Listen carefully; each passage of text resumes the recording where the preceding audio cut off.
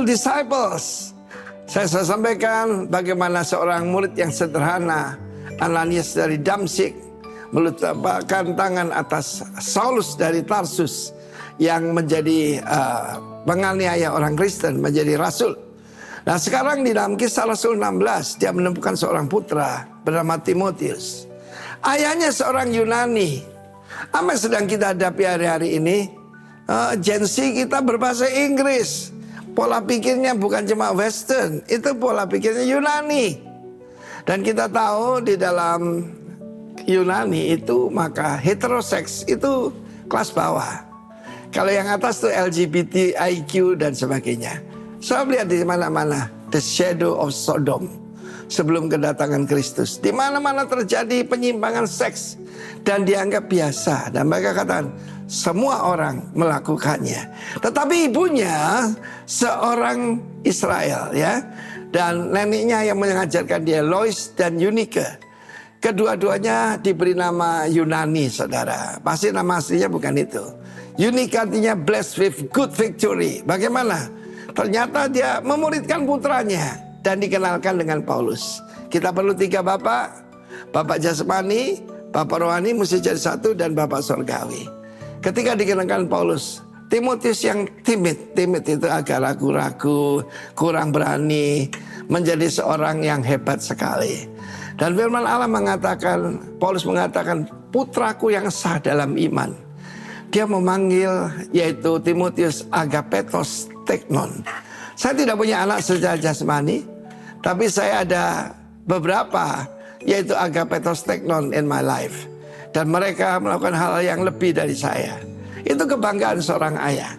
Ya, jadi soal bukan besarnya jumlah yang nonton. Ya kan banyak kan jumlahnya gede tapi cuma nonton. Tuhan berkata muridkan. Dan muridkan yang terbaik adalah sebagai bapak dan putra.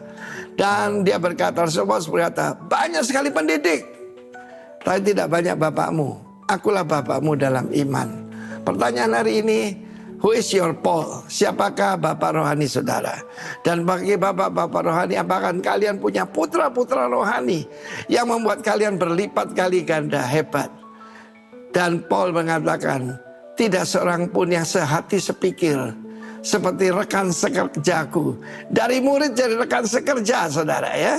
Timotius, Titus, dan yang lain-lain. Tetapi saudaraku, itulah kehidupan Rasul Paulus yang penuh dengan buah. Buahnya adalah murid-murid yang dia jadikan hamba-hamba Tuhan yang luar biasa. Dalam kehidupan saya ngerti pelajaran ini. Apa yang dijelaskan Rasul Paulus dalam 2 Timotius pasal 2 ayat 2. Gampang ya? 2.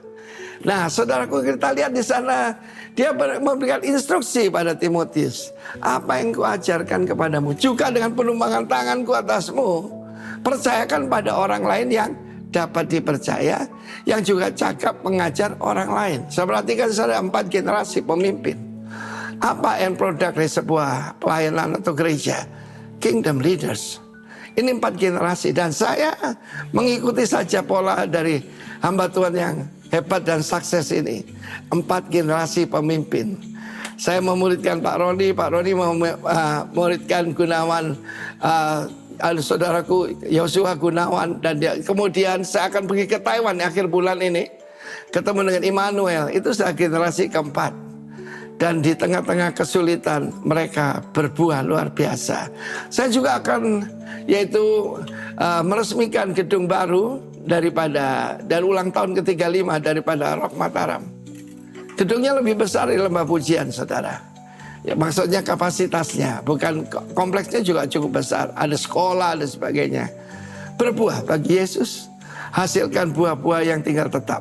God bless you warga kerajaan. Jangan jadi penonton. Haleluya. Amin.